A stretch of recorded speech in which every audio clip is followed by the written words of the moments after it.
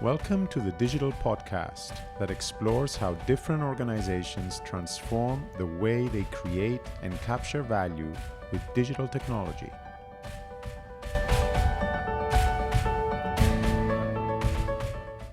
Frank, thanks for coming on the podcast. It is great to have you, and I really look forward to our conversation. Thanks for having me. Yeah. Can you start by introducing yourself, your career so far, and your current role at Siemens Healthineers? Yeah, for sure. So I'm with Siemens Healthineers now since around about 7 years. And before that, spent a lovely 20 years with Siemens Industry. So I started out as a software developer, and I was a software guy by heart all the time, and I still am. So continuously, I'm driving software and now digital ideas. Started from the development, now moved into the business part of it, and trying to introduce digital business and how to implement it right with all its transformational aspects within my company. I'm working today as what is called a principal key expert for digital business model generation.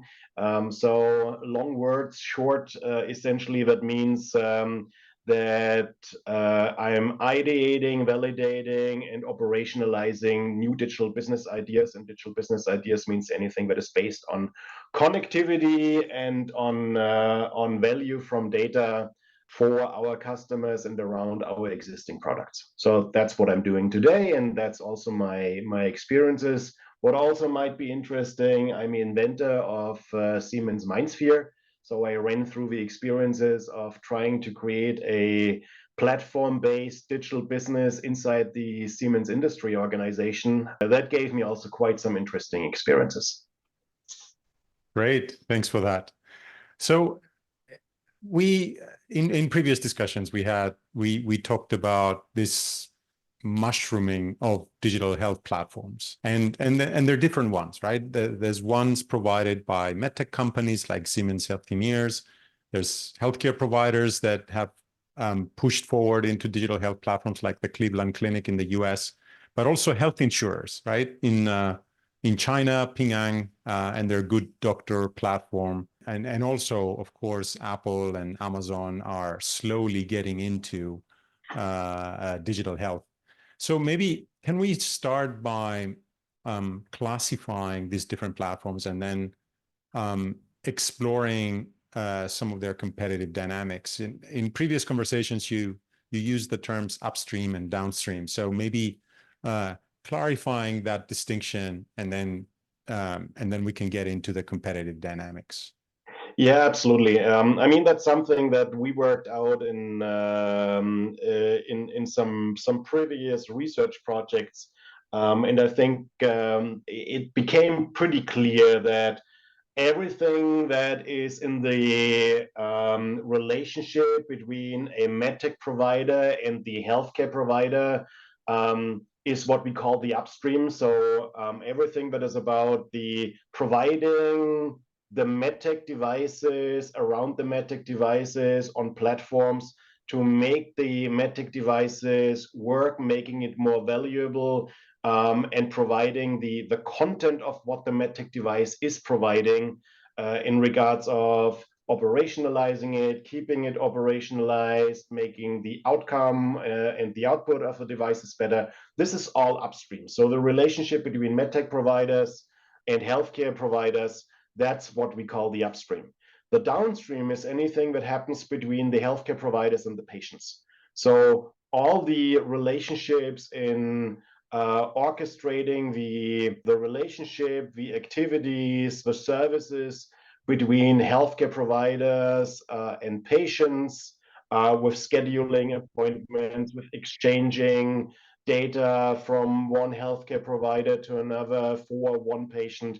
This is all the downstream area in the game, and there's totally different data in those two games. So essentially, the downstream pieces is anything about the patient, anything about the data of the patient. So there's all the personal related, the people related data in that game, while on the upstream, that's more the machine data, that's more the elements to actually provide the right results from the machinery in the right way. So there's one area where those things essentially touch with each other when a patient lies into one of the MedTech devices and essentially creates data in the MedTech device itself.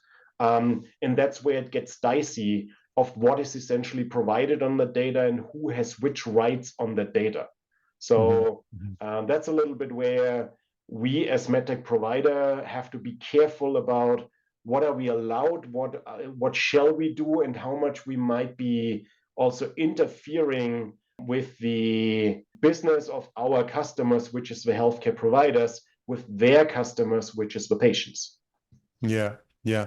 And just to clarify this a little bit further for those listening, so, in an upstream scenario, company like Siemens Healthineers would provide a digital health platform like the TeamPlay digital health platform, right? That allows third parties, including first party components, to be built in on the medical devices themselves, like the MRI scanners and the CT scanners, right? So things like AI workflow systems that allow radiologists to better understand medical images, right? So those Correct. would be upstream digital health platforms, whereas with the downstream, those would be things like Babylon Health would be a downstream because you're bringing in general practitioners to do virtual consultations with patients, right? And or even like the Cleveland Clinic that I mentioned earlier that provides access to their patients to virtual consultations, again, with doctors from Cleveland Clinic. But obviously, that's a more closed platform than the Babylon Health platform in the sense that you have to be registered with the clinic prior to joining the platform, right? So there's some conditions that have to be met prior to joining. This is not just you go on Apple, the App Store, you download the app, and you start interacting with doctors. But those are essentially downstream digital health platforms. Absolutely, absolutely. And I mean, just the difference that you just mentioned is just the topic of the openness of the platform and the way how it is controlled. So that's the same also for the upstream platforms, which are usually controlled by the medtechs.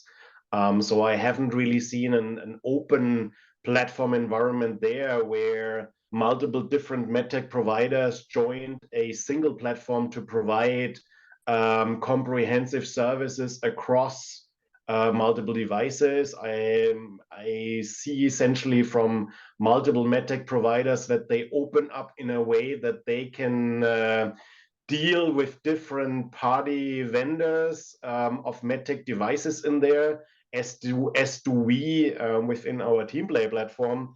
But they're all open in the way that they can include the medtech devices of others, but not provide services across multiple devices. So such an open upstream platform I haven't seen yet. Yeah, yeah. And healthcare is quite unique. You cannot really compare them with the types of open up marketplaces that you find in other software industries, right? Because of all the regulations involved and because of these downstream connection that you mentioned, right? Because there's potential links with patient data and those are regulated. And we'll get more into regulation later on. Well, the big tech players are all trying, but they're certainly starting with where's more economy of scale. And for sure, there's much more economy of scale in downstream medtech or in the medical downstream platform arena than there is in the upstream arena. The upstream arena is a few medtech providers to the amount of healthcare providers that is out there. The other one is the healthcare providers to the patients. So that's one thing, a much bigger economy of scale in there. The other thing is the usual big techs are in contact already to the patients. So that's already a control point that they have in the game, while in the upstream, they don't have control points as of now, but they're starting to move into that area when they're starting to connect their downstream arena into the medtechs. So how to integrate medtech devices that are delivering data for downstream into that game. So that's quite interesting what is happening there. And I mean, in previous conversations we had, you mentioned that companies often fall into this trap of trying to link upstream and downstream, and there are obviously risks there into potentially getting into regulatory issues, right? But as you said, there are higher value capture opportunities in downstream platforms, easier to scale, and so on and so forth. Big tech companies have the upper hand because they're entering through the back door almost with the patient's device, right? Because patients now are collecting all sorts of patient data or health and wellness related data like fitness levels and blood glucose and things like that, and uploading those data into those devices, giving access to the big tech. So that creates quite a lot of competitive friction, I guess, with medtech companies, right? But also potential risks with the different parties involved. And maybe we can start with a discussion on those risks. Well, actually, I see less that competitive risk of big medtechs in the arena competing with us as medtechs. As I said, they are today in the downstream arena.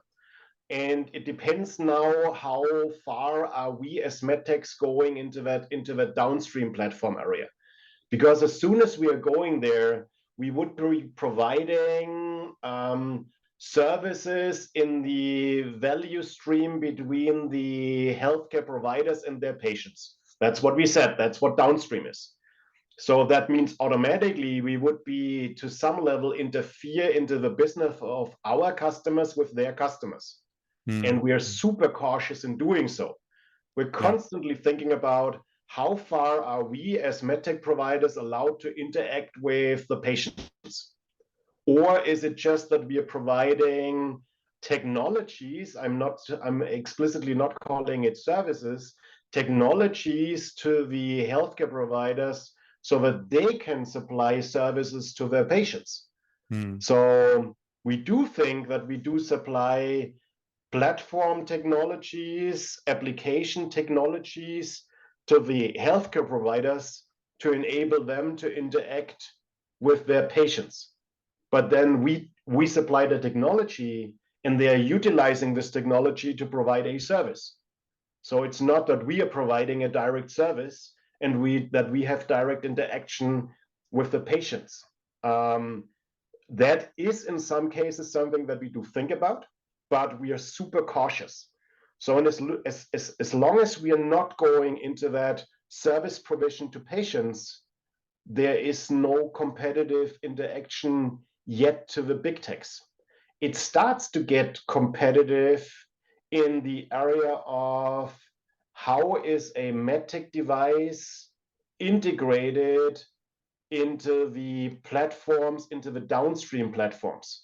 So when, let's say, an MRI or a CT provides images, how are these images provided as data into the downstream platforms for the interaction of healthcare providers to patients?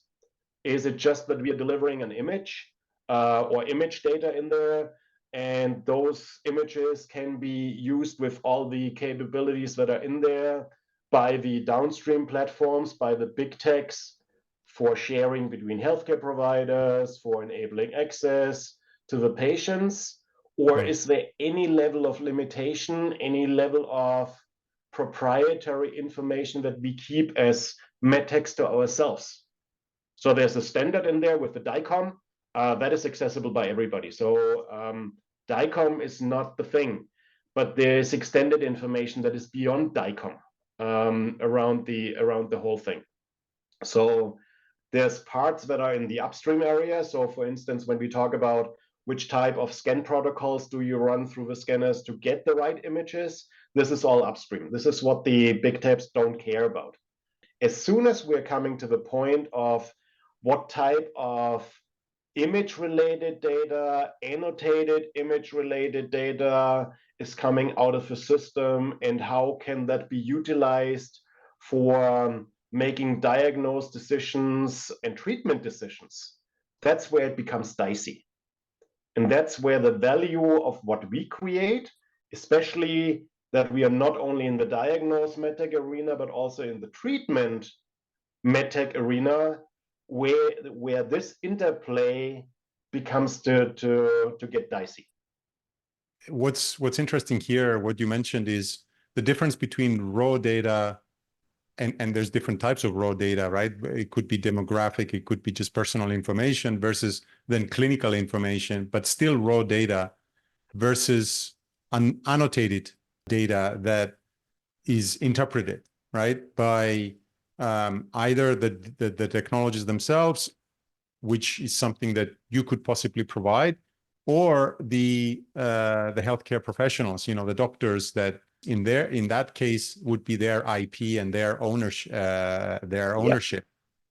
So I guess this is where things get dicey, right? Because and I am sure there are difficulties in signing contracts as to what kind of data get shared between the various systems that exist in a hospital, right? So in a hospital, you could possibly have multiple different providers all wanting to cater for the specific services that the hospital requires, but each of those services draw on raw data and then provide annotated data back to the hospital, right?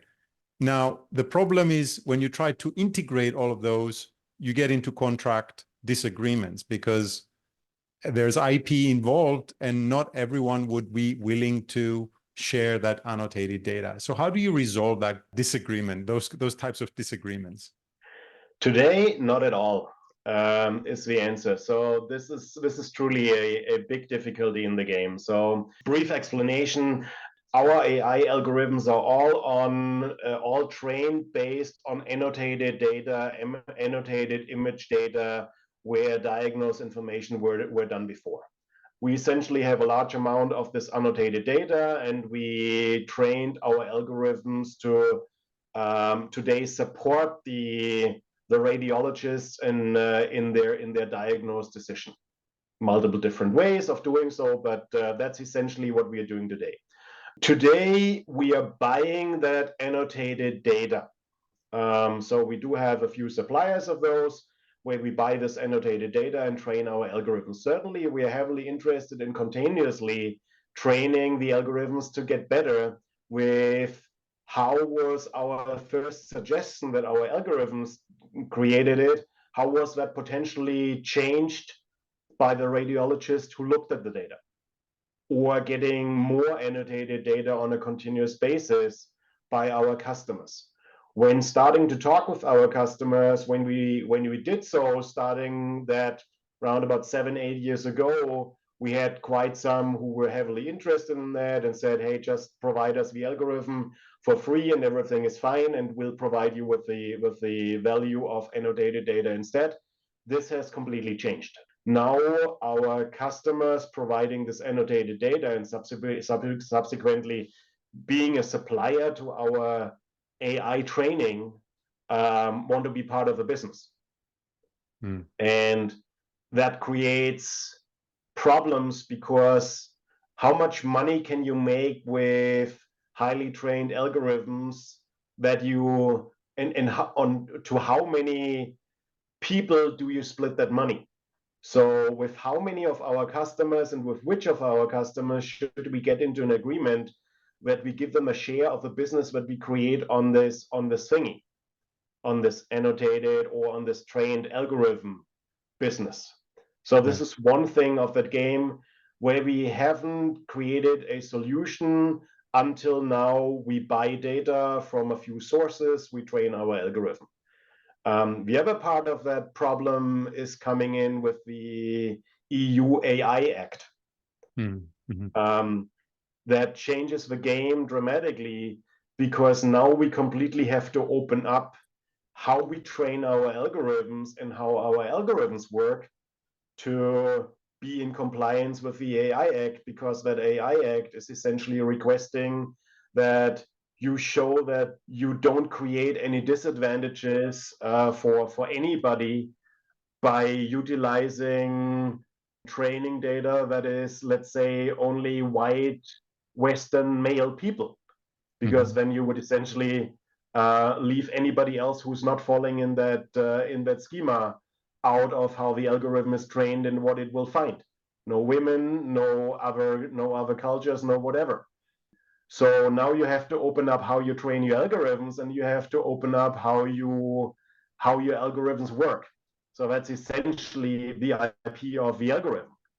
How can you then differentiate if everybody knows what you're doing and how you're doing it and can copy it? So there is no more differentiation in the algorithm itself, but everybody wants to participate in the business. Means no useful business. So kind of, I think the only way how we can go forward within the medical arena is completely democratize AI algorithms in the medtech arena and make that, let's say, an open source thing that is available to everybody, and differentiate by the integration of how you integrate an AI algorithm into the workflows, how you integrate that into the machine, how you integrate that into the further steps after the machine, into the workflows of a radiologist, of finding a diagnose, into the workflows towards the therapy decisions, into the therapies themselves. So this type of integration, I believe, is the differentiator for the future.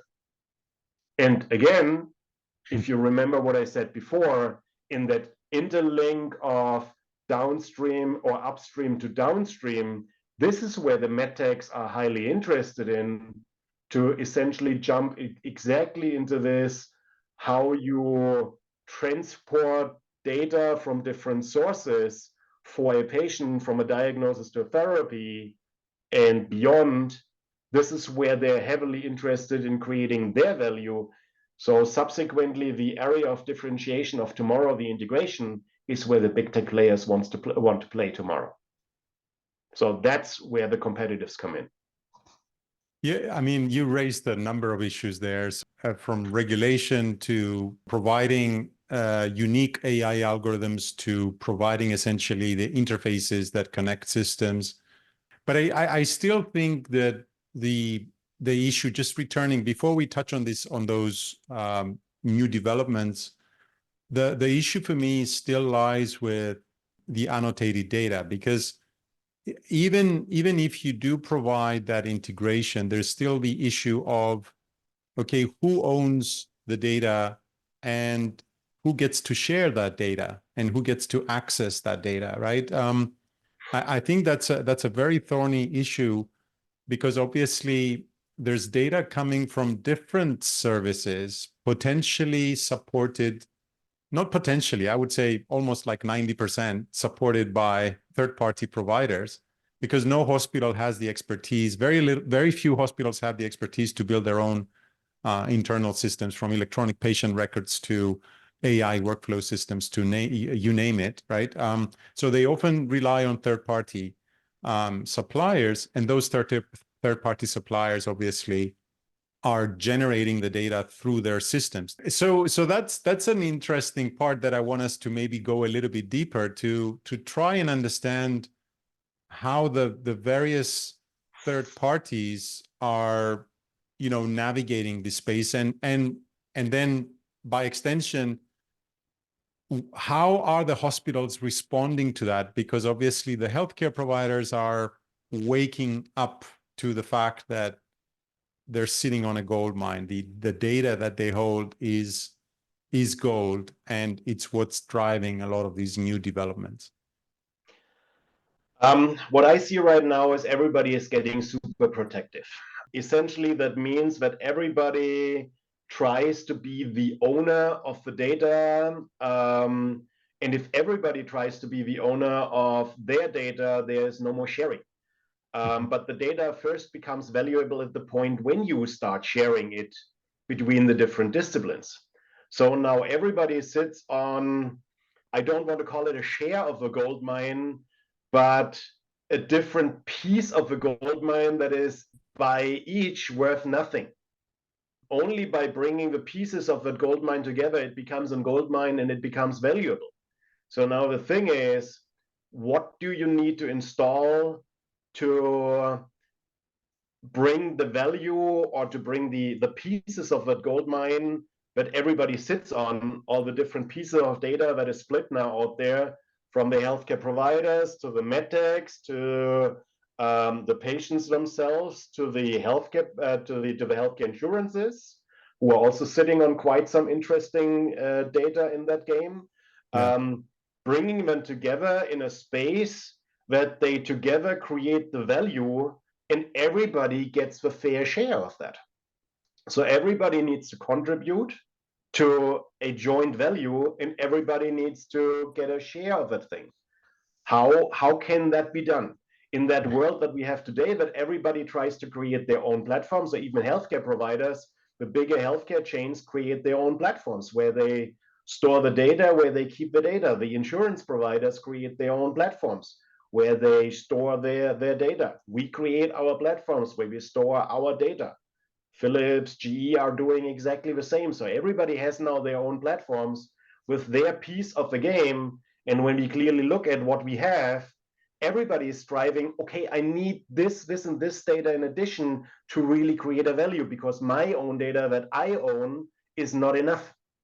And everybody recognizes that slowly but surely, but nobody has the idea yet of how to bring the different pieces of a value together, and how they're gonna get the share out of the contribution, because there is no system, no rules, no governance set for such a system yet.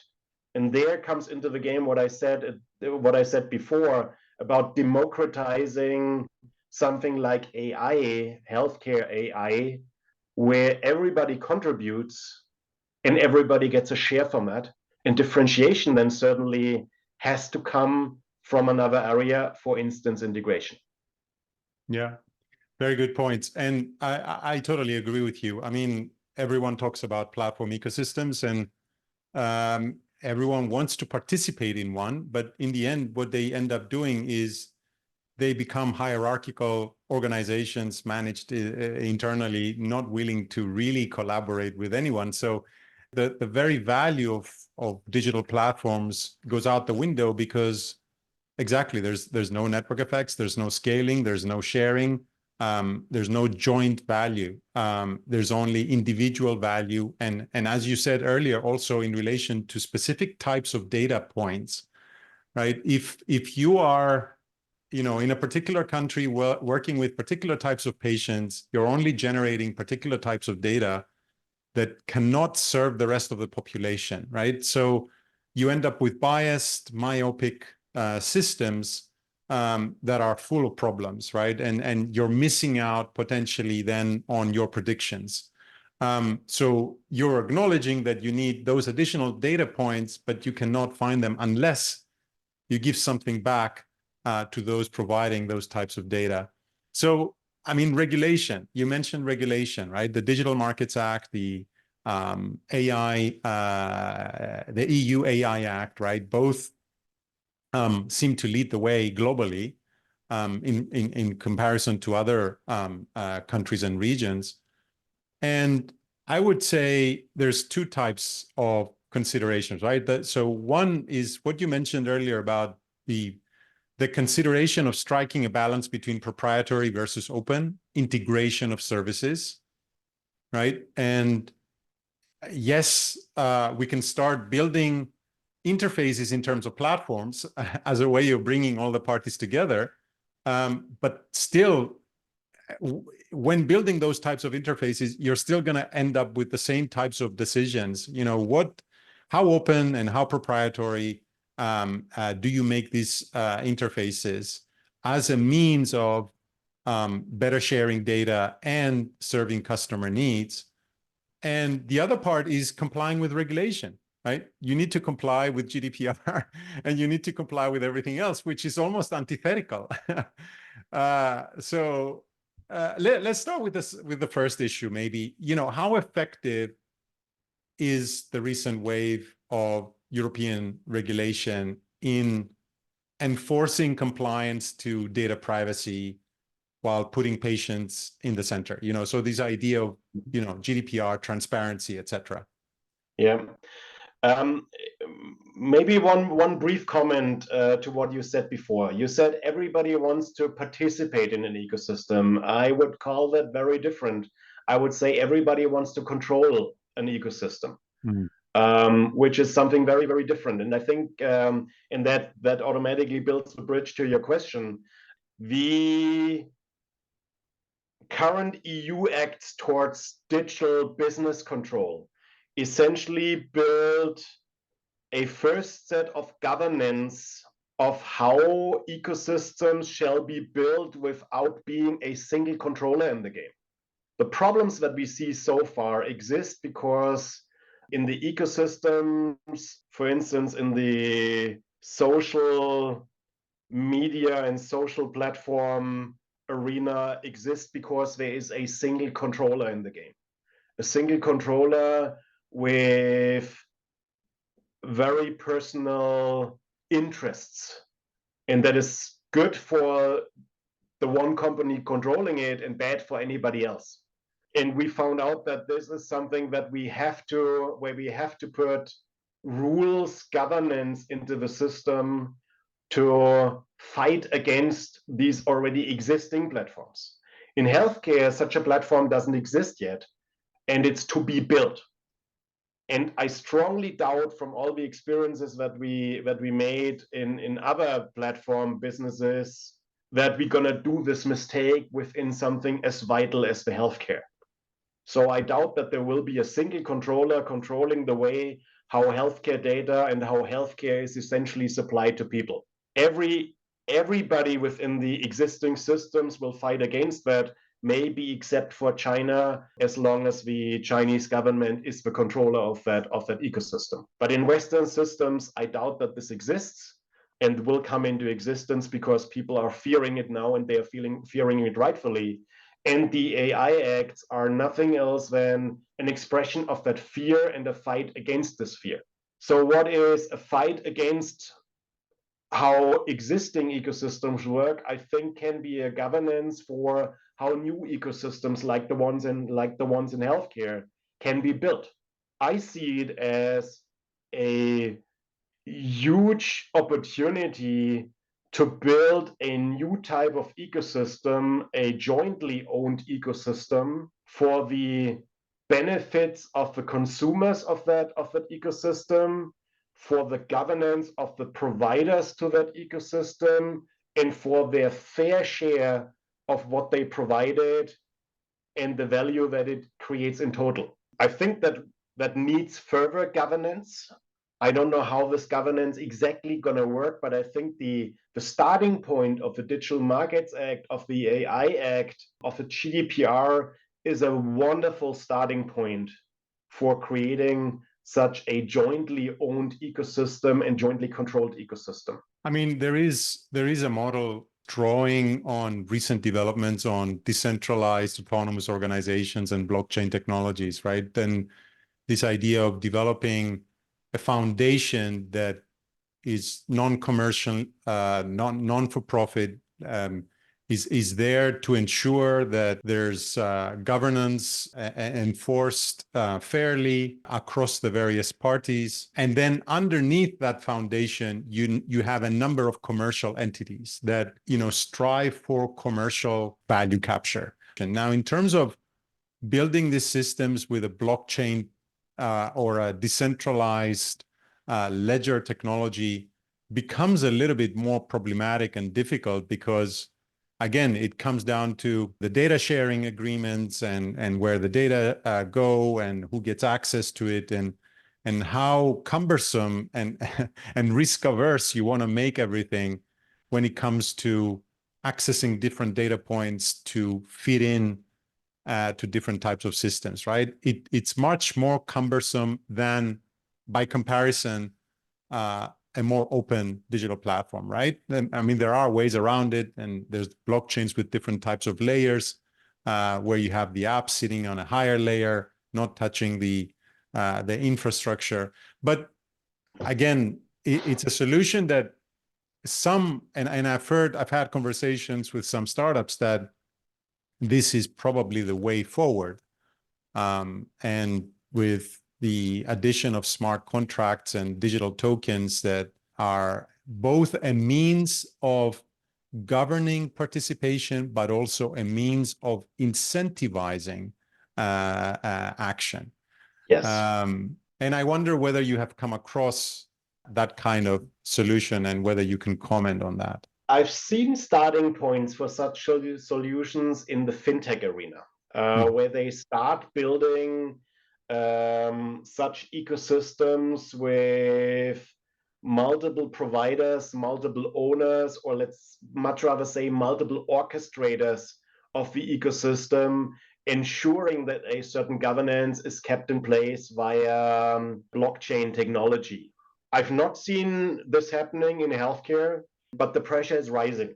So as I said, what I see nowadays is that everybody is super protective. Everybody wants to create their own platforms. This is the same thing that happened in fintech around about 10 years ago. And the pain has to rise before a solution comes into place.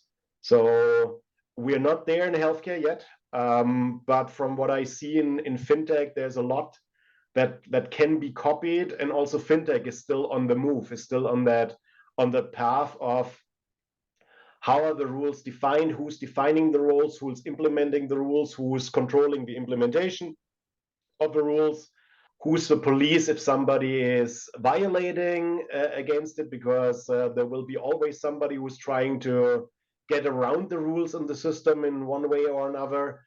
It's going to be an interesting game to see how that turns out, but in many areas we need something like that. In healthcare, certainly we desperately need it, but in many other areas we see the same thing and the same need for it happening. And if you look at what big tech companies are starting to do in something like the accessibility of generative AI, and how the ruling for generative AI shall be, and that they're aware of the fear of that technology because of what it can do compared to the huge benefits that it could provide under the right governance. That shows you already that everybody becomes aware of the problems if there's only one controller with a certain interest. Yeah. And on the necessity, but also the options that come with it, if we do it right. And the big techs are starting to implement technologies that make it possible for the outside to set the governance and the rules and control that governance from the outside, to be controlled, to provide value and essentially create value. And the same thing we're going to need really everywhere. Yeah. So for healthcare, just to come back to that, the pain isn't big enough yet to have that set in, but it starts to rise. I see it within our own company. I see it within the conversations that we have with our customers, where the bigger sized customers, like the Cleveland clinics, for instance, are coming to the borders of their own platforms. We see it with Kaiser Permanente, as a healthcare insurance company had built their own platform, coming to the boundaries of it, because now they want to integrate data from other suppliers who don't want to have this data integrated because it's their data, and they want to have payments that are way too high for the values that can be provided and the income that can be created with it. So this pain is there, and it is rising. And as soon as we are forced to find solutions for it, we will find solutions. And I'm pretty certain out of the areas in the big tech, they're preparing solutions that can be easier used as it is today. So precedence is coming from something else. Solutions are coming from other areas where we have high pressure today. We'll find them because we have to.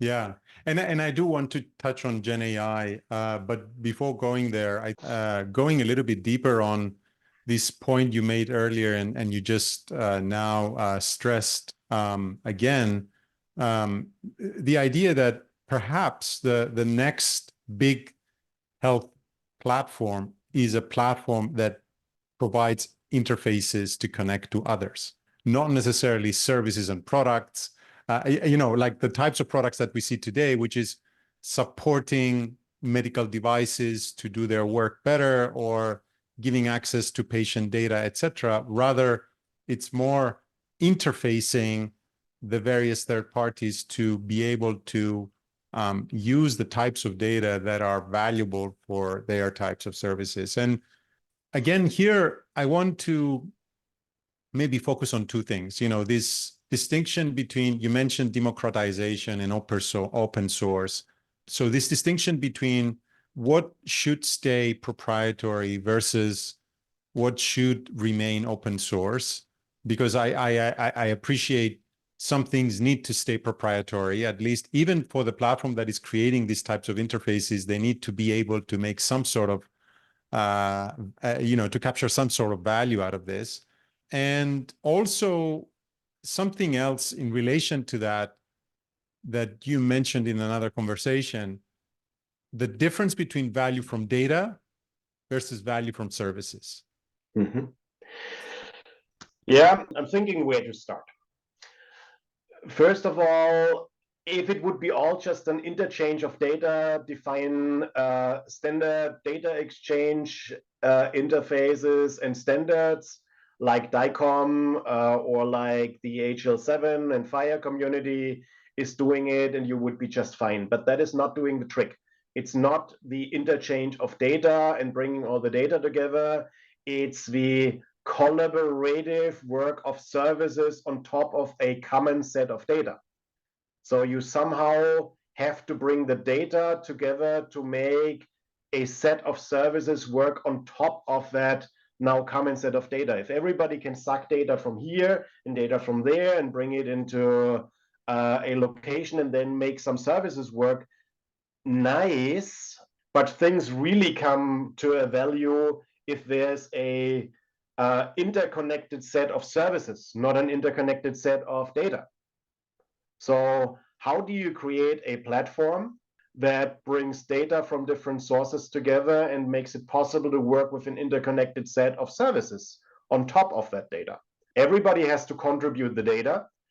Everybody has to contribute their services to connect the services right in there, to create a common value where everybody needs to get the fair share out of the whole thing. You said who's creating the platform, and these platform creators might have to bring their own value and have to essentially get their share of the value that they provide. My question is, does there have to be a single platform creator?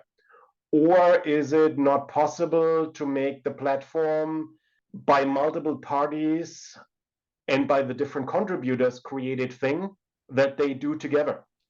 I think Linux is a very good example for such a platform.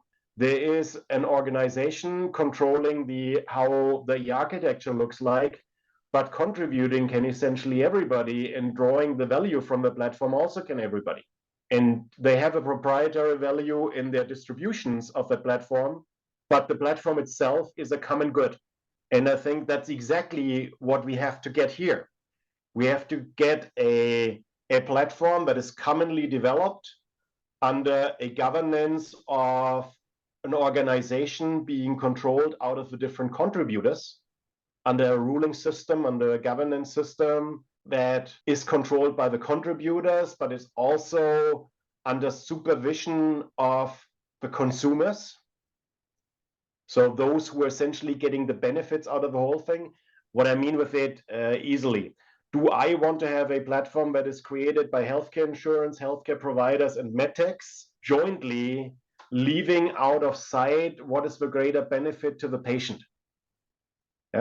Would those three parties, if they jointly create a platform, would they create a platform that is really for the greater good of the patient, or just for their good? So this type of a thing is really something where I believe we have to come to a different understanding of platforms, where I think the open source approach of something like Linux is a fantastic starting point of creating platform technology without having one party being the one who says, I contribute and I want to get the share out of what I what I put into the platform itself. So everybody contributes into the platform, because the share that they get is the values that they provide on this joint platform. I give you another example. I don't know how much the listeners of that podcast know MindSphere. MindSphere, as many other platforms for the industrial arena, was something that Siemens created. And with that creation of MindSphere, Siemens wanted to have an own platform controlling the data flow in the industrial arena, and other players did so as well. And subsequently, there's now multiple different platforms out there. And all the suppliers of industrial equipment now have to connect to multiple different platforms, because customers select one or the other or whatever. And this means a huge integration effort of devices. This means a huge integration effort for any type of users of those platforms, because they always need to integrate. Just think what would happen if there would be a single platform that really everybody integrates to. So that can be either supplied by one of the medtechs, where Microsoft or AWS wanted to be such a supplier of such a central platform, and everybody contributes, but then everybody is locked into Microsoft or AWS, and nobody wants to have this lock-in effect, and nobody wants to put money into the pockets of the big players. So how to get out of that thing? Just imagine the industrial players would have come to an idea of founding a joint organization that takes care of developing the platform, this one central platform for industrial IoT, that everybody is integrating their devices into the platform and subsequently makes it the standard.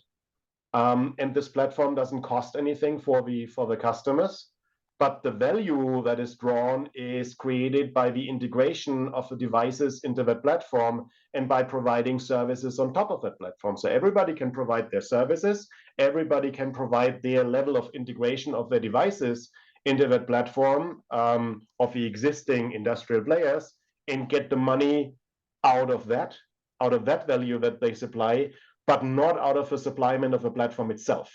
So the platform need to be created by all the players. The value comes from the services and the integration.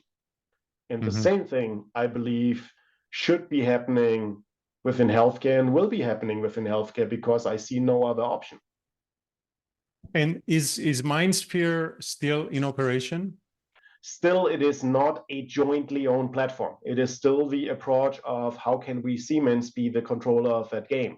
And still there's multiple other players, but it has already areas of high openness into the market, where they invite other players to not contribute to the value of Siemens, but contribute into a higher value of integrating on one platform into that game. And it is going into the right direction. I'm still following how they're doing it, what they're doing, and how they're moving forward. There's still a lot to learn. There's still a lot of responsibility to give to others to really make it work, which is hard for a company who always controlled the thing.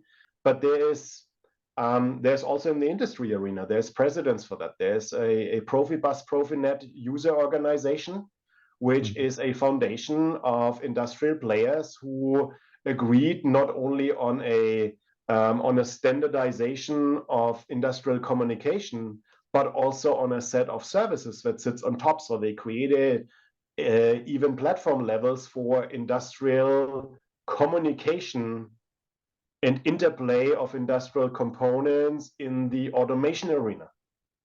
And bringing that now from the automation arena into the IT, OT, or let's say IoT play is just a natural step that needs to happen. I mean, that's an interesting point. And I mean, that's the ideal world, but I guess a lot of companies would immediately think, I want to be first to market. I want to monetize that data, because that would maximize my value capture opportunities, and so on and so forth. So it's the difference between the long game versus the short game, the scaling versus the sustainability. And I would think that a lot of companies, as you said, would probably think that's not for me. I would rather create a consortium that I control and I run. And that's one risk. The other risk, of course, is this thing grows like Linux did, and eventually a lot of the products that come out of Linux get bought or get licensed heavily by the big tech companies and then relicensed as proprietary software, which has happened previously, right? So because it's part of the history, a lot of organizations are thinking, I'm not sure about that, right? A lot of companies want to invest in open source, but very often invest in proprietary because they fear that they may end up in that type of scenario where a big company comes in and essentially controls everything. Yeah, I certainly see everything that you're saying, and I always try to predict what's going to happen in the future when I look at the past. So when I look 20 years back, how big tech companies and incumbent industrial companies thought about open source, that tells you a story of how they developed going forward. So at that time, at the beginning, they found it funny, then they ridiculed it because they found it kind of dangerous, and then they entered the game. And they are still entering the game in certain levels to really make it valuable for them in a way that they are not completely reusing it for proprietary, but reusing it for a way of opening up. And this is the next step of using open source in a way that they open up in a way that they are handing out control where they see they can only provide value if they do it jointly. And finding the way. And I see many movements into that direction, depending on which market you're looking at. It is more mature or less mature. Retail market is already pretty mature if you look at those things. If you look at the fintech, as we said, it is maturing intensively. If you look at more closed later movers in the digitalization, like the industry, or even later the healthcare, it is certainly much less mature. But it's going to happen. It's going to happen because there is no other way than democratizing certain things and letting go of control in certain areas, because otherwise value provision is just impossible by a single player. So yeah, we see that move towards everybody wants to have their own platform. But if I look at industry, which is a little bit more mature than healthcare, around about 5 years ahead, I would say, maybe more, there we do see that they're starting to open up. And the move from MindSphere, which was completely proprietary, towards the Siemens Accelerator is already a move that is heavily going into that direction. Not where I'd love to see it yet, but it's a transformational aspect for the market as well as for Siemens internally. There's a lot of mental switches that have to be done, and mental switches only come from pain of this thing doesn't work otherwise. So they have to try out in their steps, and we'll arrive there. We'll get there. The more evidence there is from other markets that can be adopted, the better it is. Yeah, I'm conscious of time. You mentioned generative AI, so I want us to maybe discuss the possibilities there. So we talked about data, we talked about integration, we talked about proprietary versus open. What about access to infrastructure, computing core, data storage, right? The cost considerations there are quite critical for the development of GenAI models. And I wonder, based on your experience, how sustainable, how feasible it is and how sustainable it is for healthcare organizations to go to market. This has, again, multiple aspects. First of all, we are more at a starting point of things. When I look at the acceptance of cloud technology, and this is not even close to what you're debating here with GenAI, the adoption of cloud in letting critical data go into a location that they feel is out of control is starting to happen, but it's at the starting point. So there's a level of trust, there's a level of regulatory framing that is really slowing down in healthcare certain movements. So, for instance, if you think about how a medical device is currently regulatory released, you always have to release the entity of devices of a device. So let's say we have created an MRI, and that MRI includes AI technology to get from the raw data a good image and then an annotated image. Today, that full chain of things is a medical device, at least to the point that the image is created, and then maybe other technologies of annotating the image. But at least to the image creation, it is considered one medical device that has to be regulatory released. Splitting that now into this device is creating the raw image. This device is the platform where AI algorithms essentially make the raw data to the or create out of the raw data the image, and this is the platform where the AI algorithms then annotate the image, and having each and every of these elements, of these singular elements, as separately released medical devices, maybe platforms where medical devices can be released up in.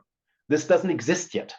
Yeah. So the regulations are not there in the arena. And this answers then the framing that we currently have in something as problematic, because being health related, that we need a different regulatory framing to create that space for innovation that we need, that we definitely need. So this is one area where we need a lot of development to enable the separation of value creation and the regulatory release of that value creation in medtech. And then automatically folds in who's supplying which areas, who's supplying the platforms, who's supplying the infrastructure. So is the infrastructure then part of a medical device? Is it part of a platform? Can I have a platform with an infrastructure as a non-medical device that hosts medical devices, being the algorithms or the generative AI, creating the recommendations for diagnosis and or treatment?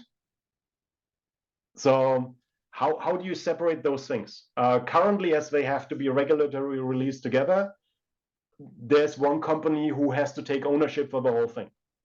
And that ownership comes with not only responsibility, but a lot of necessities with it. So that's why these things aren't split.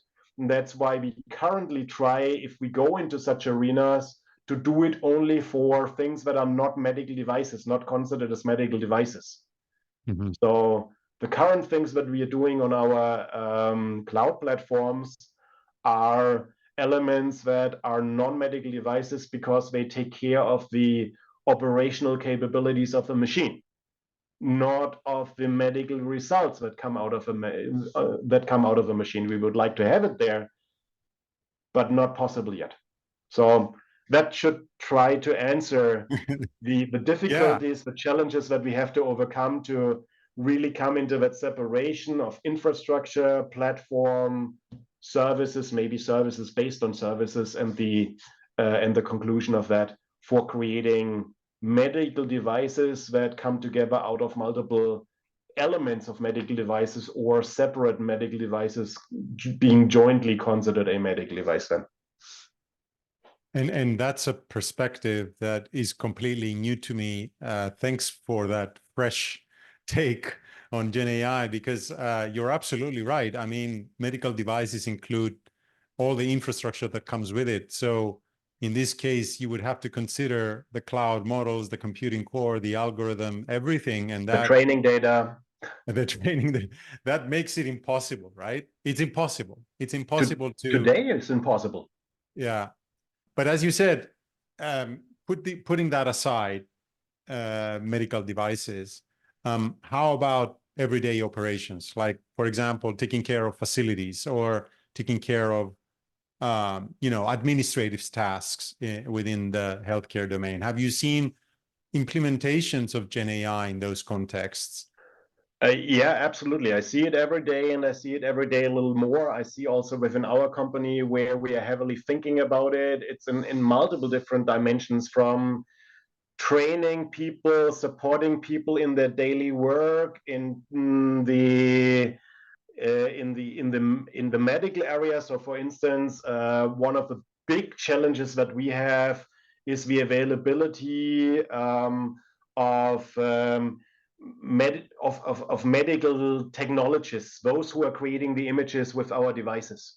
So it's even less that we have too few radiologists, is those who put people into the devices and ensure that there's a good image that can be diagnosed and later on.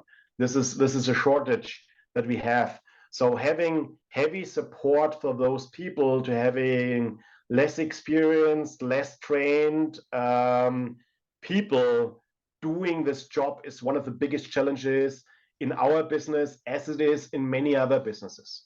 Mm-hmm. So that's where generative AI can be super supportive, and has to be super supportive. The availability of well-trained people, the availability of people in total is the biggest challenge in the Western countries that we have. And that's where generative AI must be super supportive. The provision of generative AI out of the different components, the infrastructure, the compute area, and who owns which and which type of governance is on top of that, is something that needs a lot of definition. I know that the EU is also working on that issue already. Let's see when we're going to see first results or first proposals.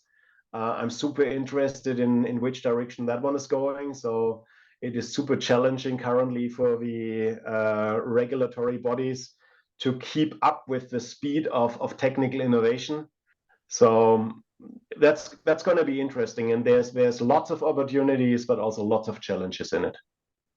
Yeah, well, that completes the set of questions that I had for you, Frank. But I don't know if you wanted to add anything that perhaps we didn't mention, or something, new developments with Siemens Healthineers that you want to publicize. That would be great. I think with everything that we just said, let's never underestimate the transformational efforts that are behind of what we are doing. Transformational efforts, not only within a company like Siemens, who has to unlearn, relearn a lot of things, but of our customers and of the total society and the acceptance. So this transformation that we are going through is one that has to be synced between different players in the game, and there's different speeds, there's different levels of acceptance, and we always tend to underestimate the necessities and the time that it takes to transform. And subsequently, the expectation is always much higher than the capabilities, which is usually creating frustration. So I strongly hope that the things that we are seeing today, and the communications that we have right now, that I and others have at multiple other locations, create a better set of expectations towards what can be done in which time, and what type of outcome I can have at a certain point in time, to create less frustration with people, to make it a better world of transformation, essentially, if you want to say so. This is true for digitalization, this is true for the climate changes, and the whole world of sustainability and the changes that we're seeing there. So I truly hope that we can have high goals with realistic expectations.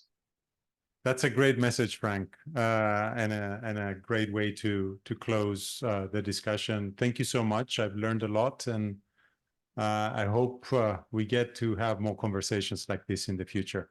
Absolutely, me as well. Thank you for hosting this wonderful podcast, and bringing such messages that you do, that the interviews that your participants in the podcast have in the world. And thank you for this opportunity for me personally.